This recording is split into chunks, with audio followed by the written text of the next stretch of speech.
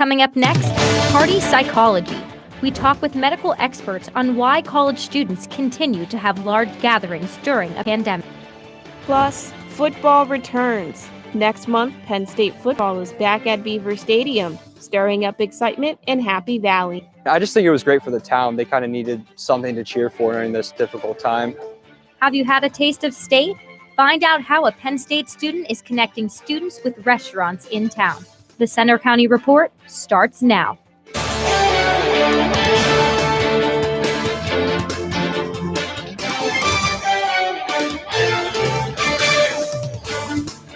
afternoon. I'm Leanne Stapleton. Thanks for joining us for the Center County Report.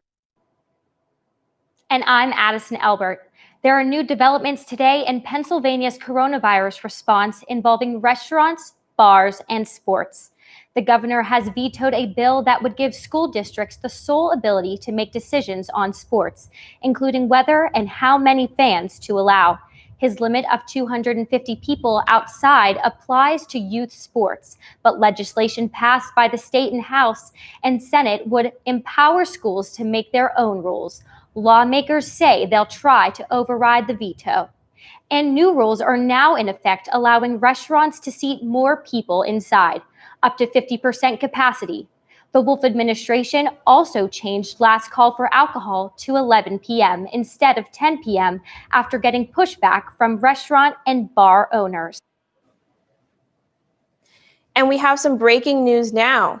The updated COVID numbers are just in for Center County. The Department of Health is reporting 2,031 total cases since March. That's 195 more cases than yesterday. The total death number remains at 11 in Center County. The COVID numbers keep rising at Penn State, and experts say one of the main reasons is because some students are still having large social gatherings. We wanted to know more about the psychology behind why students are still having big parties during a pandemic. Reporter Rosal Ventura has more. Despite the federal ordinance banning large gatherings, student parties are still happening, which leads some to wonder why college students will put themselves and others at risk while a dangerous virus is still around. One psychologist we talked with says for many of them, it's a matter of weighing the risk versus benefits of meeting with friends. Basically, what we would be looking at is that their perceived susceptibility, that they just don't think COVID is going to hit them, or that if they do, it's not going to be a big deal, versus that hanging out with their friends is going to get them immediate positive consequences. I love more like uptown. Most college students are 18 to 23 years old. And psychologists say our prefrontal cortex, which allows us to have more respect for risky situations, doesn't fully develop until around 25 years old. There's just a level of denial that's a little bit bigger when you're young, and you tend to have a feeling of sort of being invincible, or like there's a strong feeling of like, well, that won't happen to me, or I won't give it to somebody. Psychologists say students rely more on people who advise them to enjoy their college experience instead of those who say play it safe. Here, I'm not risking many people's help, like people that are more susceptible to it. So I'm like, it's either am I gonna have fun, or am I gonna drive myself insane sitting in my apartment? I can't sit in my apartment all day. I can't live in fear my whole life.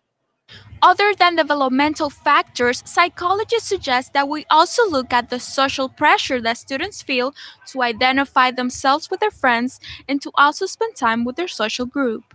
When you grew up, you kind of got used to the expectancies. This is what everybody expects you to be like, right? These are the norms of the people around you. Well, now you're in this new situation. You have to establish new norms. Well, and that involves interacting with new people. Experts explain most college students rely on their social groups to make decisions, but sometimes fail to regulate their behavior. I'm Rosal Ventura for Central County Report. Governor Wolf says the new rule stopping alcohol sales at 11 p.m. is designed to keep people safer, but many college students say more apartment parties are expected to happen because of the bar restrictions. A COVID testing clinic is coming to the Nittany Mall, and it's set to open later this week. Starting Friday, up to 500 tests can be given each day at the testing site at Nittany Mall on a first-come, first-served basis. This comes as cases spike in Center County, and the State Department of Health has offered to help the county to reduce the spread of the virus. There's no cost for the testing, and you don't need an appointment, but a photo ID or insurance card is required for registration. Penn State football is set to return after the Big Ten released its new fall schedule over the weekend. The news about football coming back is sparking life into downtown State College businesses and a quiet Penn State campus. Preston Shoemaker is live at Beaver Stadium with more. Preston? That's right, Leanne. In just over 5 weeks, Penn State football is set to return to Beaver Stadium, finally playing football after a delayed start to the season. And fans and local business owners are very eager for its return. Penn State football will have a new look this season after the Big Ten approved and released its third version of a fall schedule. The Nittany Lions will play 8 regular season games, 4 of them in Beaver Stadium, before a Big Ten championship week that will showcase the East versus the West in an extra 9th game. But the typically loud and energetic environment of Beaver Stadium will be much quieter. There's no public sale of tickets. Still, fans and students are excited to have football return to the area. I just think it was great for the town. They kind of needed something to cheer for during this difficult time. I think the alumni and students can rally around the fact that even though there's no fans, it's going to be special here. Also excited, business owners in State College. It was estimated that our region could see a loss of $100 million or more without football Saturdays this fall. Now, some businesses are seeing an increase in revenues. We have definitely seen that over the past few weeks, that our revenues have been down. Now that they have announced that football will be coming back, we have seen a slight uptick with our in-store and online purchases because I think there is some excitement there. Places like Lions Pride are trying to find ways to interact with fans who won't be able to come back to the town this fall. We would like to possibly partner with some other downtown stores to do maybe a virtual event on Friday nights before the games. We think that that's a way that could generate excitement while keeping everybody safe and at home. Penn State will begin its season at Indiana before hosting Ohio State on Halloween for their home opener. Now, I have spoken to some students who tell me although they cannot come out and tailgate, they do plan on taking a walk on game day and trying to catch a glimpse of the football atmosphere. Reporting live from Beaver Stadium, I'm Preston Shoemaker. Now back to you.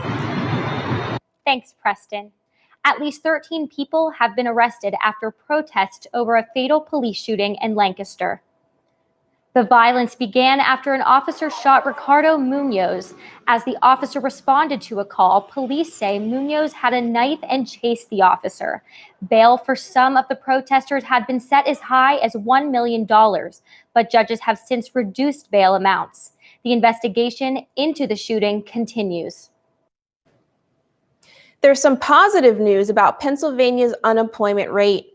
The latest numbers show the jobless rate took a big drop in August, down 2.2%. The August rate was 10.3% down from 12% in July. Pennsylvania has gained back almost 60,000 jobs lost since mid-March. For decades, university towns like State College have relied on student workers to fill open jobs. But as the pandemic has shut down businesses and forced cutbacks, that's having a big impact on Penn State students hoping to work while in school. Chanel Porter takes a look. Since the shutdown on campus in March, many students' jobs were put on hold throughout the summer. These jobs were several students' main source of income and left them without work for several months. I struggled because going into my senior year, I'm trying to save up for moving out and having my own apartment, getting a job and everything. So it was a struggle going into the summer, not having a job. Since returning to their on-campus jobs, their work environment has changed from last year. They really been needing all of us to work more because there's less workers that came back and a lot of them graduated. New safety measures are now being followed and extra precautions are being taken to ensure the safety of workers and the people around them. According to the National Association of Student Financial Aid, over 560,000 students rely on a federal work study, With budget constraints, virtual learning options, and safety concerns, the number of on-campus jobs this semester are limited. Students that are searching for jobs now are struggling finding positions due to the work-study program not hiring new students this semester. With hours of student employees being cut, they are frustrated about the hazard pay program. It's been stressful, and then also finding out that other jobs on campus are getting hazard pay when we are the only job on campus except for dining that is interacting with the public, and we don't get hazard pay. We're getting our normal paycheck. Some students' jobs have been rewarding them with an extra $2 to $3 per hour through the hazard pay program, while others are left wondering why they aren't getting the same benefit. In University Park, I'm Chanel Porter with the Center County Report. With the shortage of on-campus jobs and some workers' hours being cut depending on the department they work in, it's left many students out of work or searching for a second job this semester. It's been cold the last few mornings in Central PA. Will it warm up later this week? The 7-day forecast is coming up with Nick. Also coming up, learn how one college student is partnering with local restaurants to give away free food. Why would they do that? Find out after the break.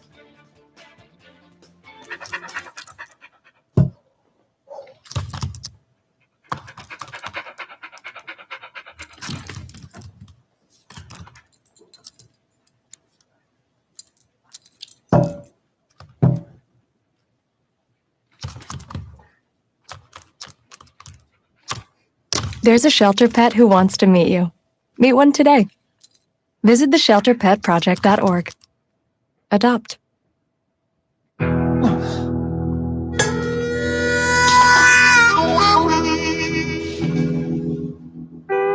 Get caught buzz driving, and you could do some hard time. Craig, knock it off. Sorry, Mom. It could cost you around $10,000 in fines, legal fees, and increased insurance rates. And that could set you back a few years. Buzzed, busted, and broke. Because buzz driving is drunk driving.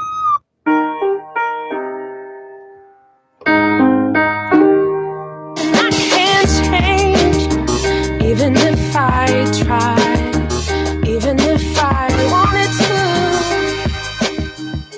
There's one thing you can never have sex without. It's consent. Because sex without it isn't sex. It's rape. It's on us to stop sexual assault. Learn how and take the pledge at itsonus.org. They said I have troll teeth. That my voice sounded like a possessed baby doll. That no one would ever love someone as stupid as me. That I was fat, ugly. Disgusting. The effect of bullying is potent. We will no longer be the silent majority. Now, when you see online bullying, there's something you can do about it. We're going to take action with the I. I am a witness. I am a witness. I am a witness. I am a witness. I am a witness, and so are you. 'Cause I'm gonna stand by you.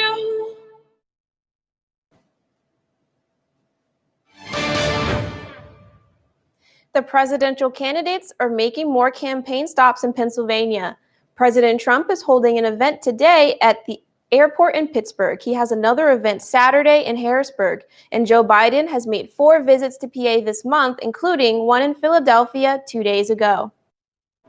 Starting a new business or project during this pandemic in this economy is tough for anyone, but one Penn State student just launched a new Instagram account that connects people in State College with free food. Reporter Sarah Sutnick has the story.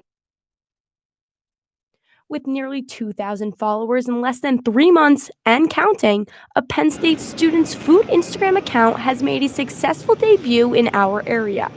It's called a Taste of State, and it connects students with businesses to offer the most up-to-date menus and specials for downtown restaurants.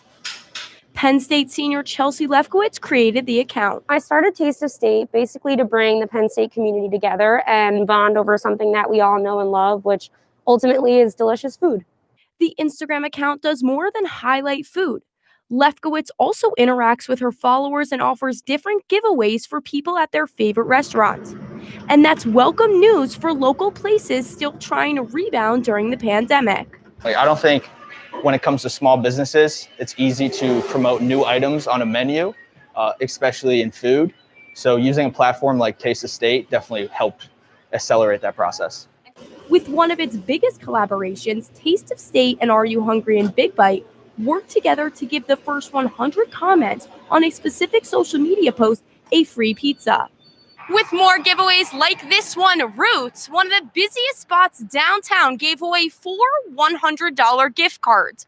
Constant interactions and social media posts by Taste of State are helping attract more students and residents in State College who just love free food. I like to get the students involved, and I think it's fun to engage them. That also helps me decide on the giveaway in the future. She hopes hungry college students lead to more success for this new business venture. In State College, I'm Sarah Sutnick for the Center County Report. Taste of State holds virtual competitions in collaboration with businesses downtown. Managers and store owners say they're grateful for the publicity through social media.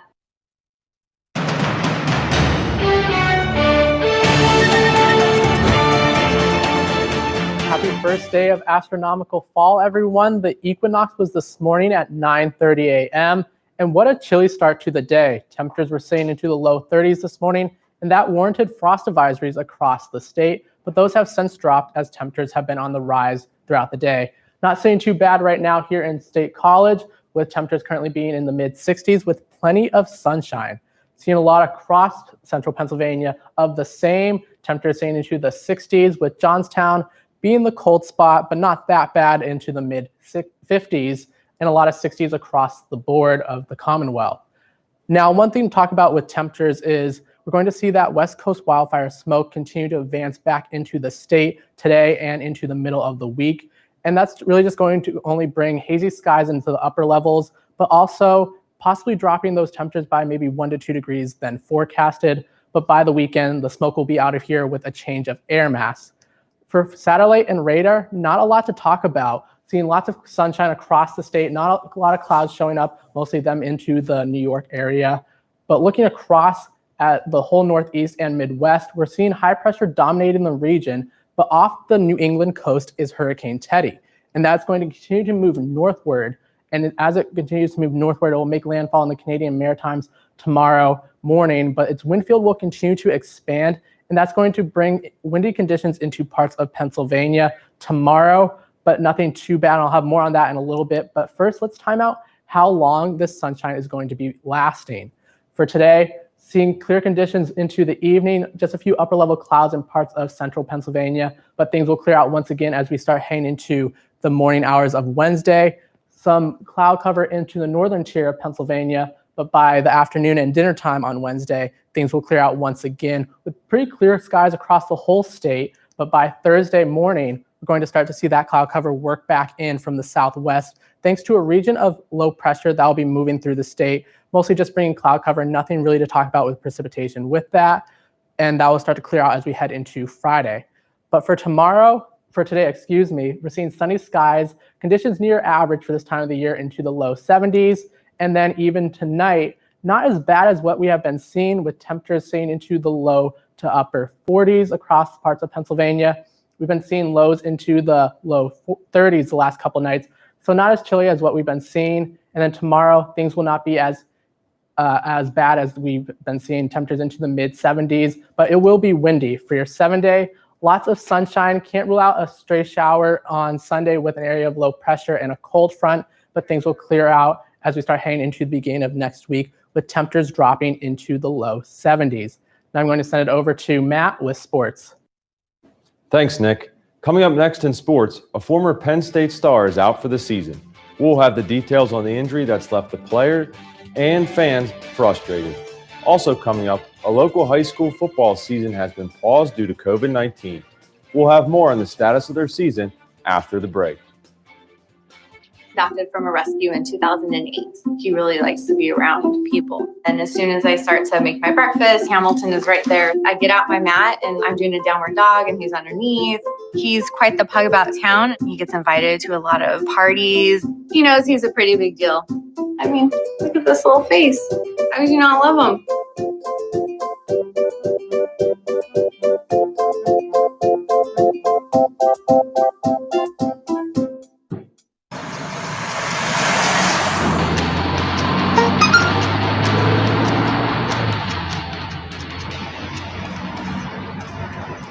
The average text takes your eyes off the road for nearly 5 seconds.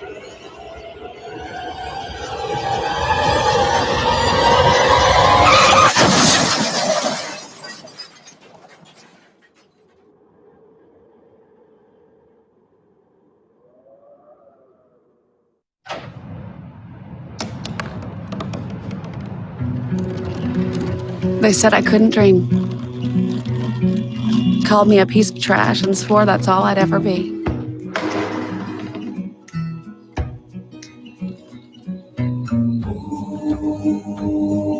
Said a bottle couldn't see the ocean.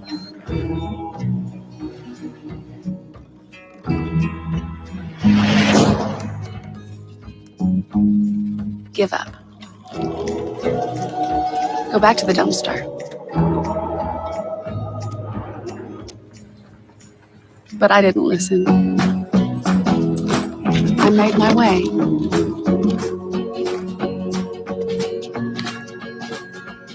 And now, I am what I've always wanted to be.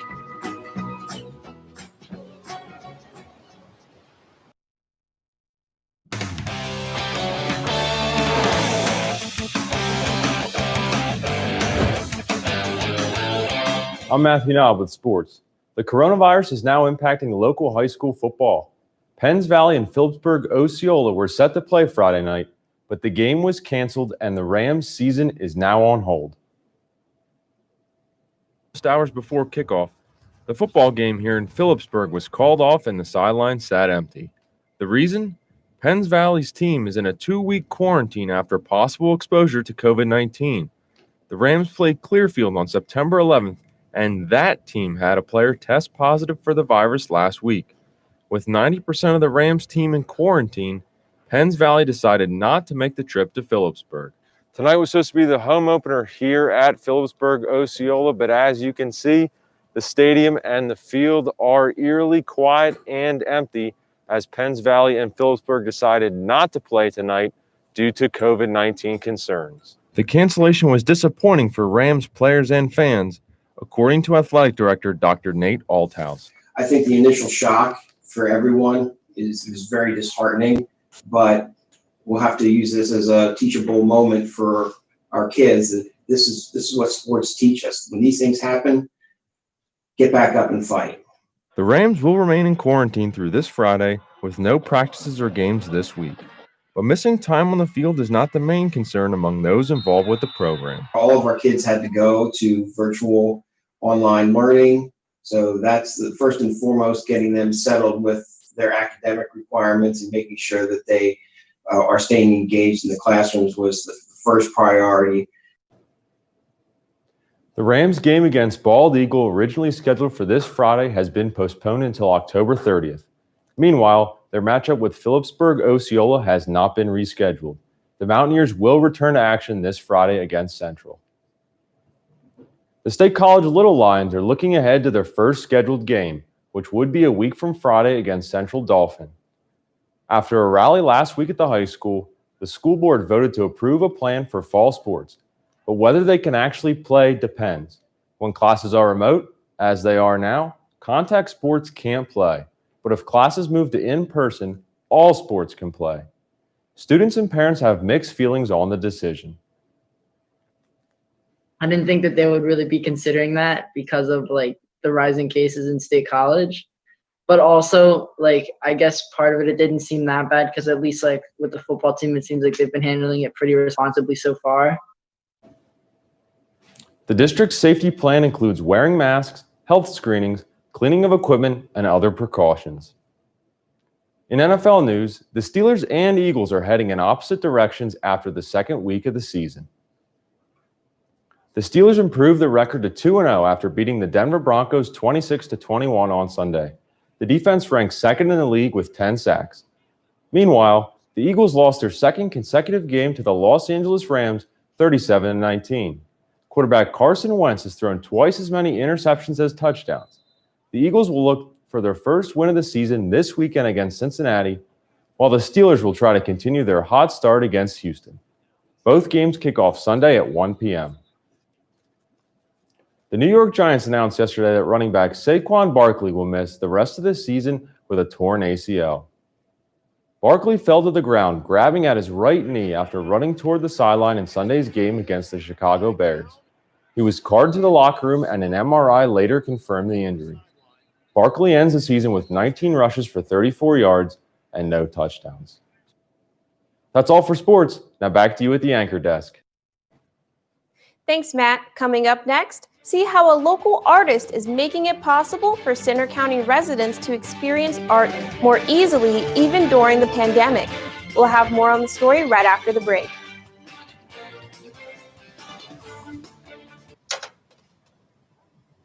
Wow, these are really good.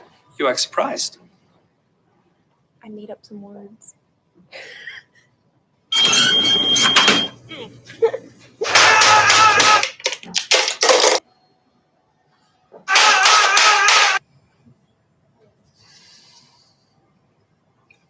Practice makes perfect. You don't have to be perfect to be a perfect parent. There are thousands of teens in foster care who don't need perfection. They need you. I rescued Toast from a shelter in 2011. I love Toast because she's a lazy diva. Toast does whatever she wants, obviously. She's sleeping right now. She's an epic snuggler. She's so comforting. She's so loving. Toast makes me laugh. When I walked into the shelter, I knew right then that she was special.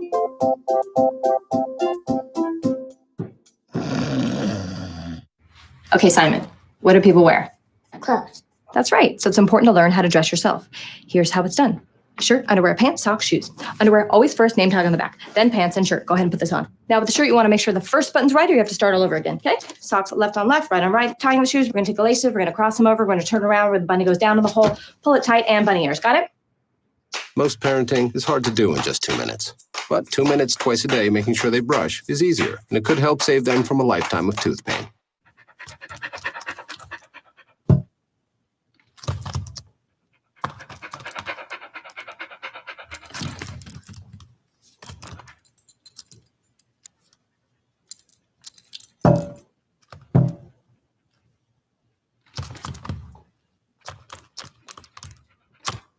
There's a shelter pet who wants to meet you.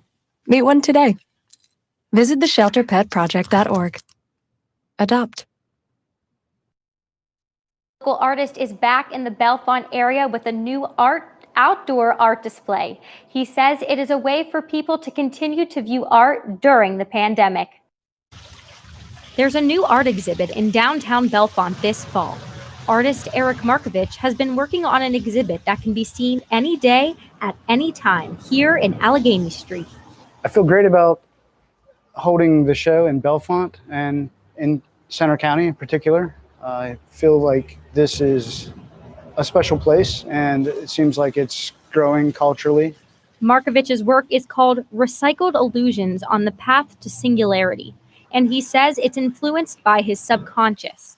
The exhibit is open to interpretation from all visitors. They require some thought and maybe even looking inside yourself to see what this greater message is and how this might affect you. So Markovich worked on this display for over 10 months and has personally been handing out flyers to make sure that residents know it's free admission and all are welcome. Markovich is a local resident who studied art at Penn State, moved south for graduate school, and is back to continue his passion. He says the pandemic has made it hard to get people to come out and visit the gallery, but he hopes this outdoor gallery will change that. Markovich's explanation of the exhibit can be found on the Bellefonte Art Museum's website. It'll be on display until October 25th. That's all for today's newscast. You can find more of our stories on our website, centercountyreport.com. Our next newscast is on Friday, but you can follow us anytime for breaking news on Twitter.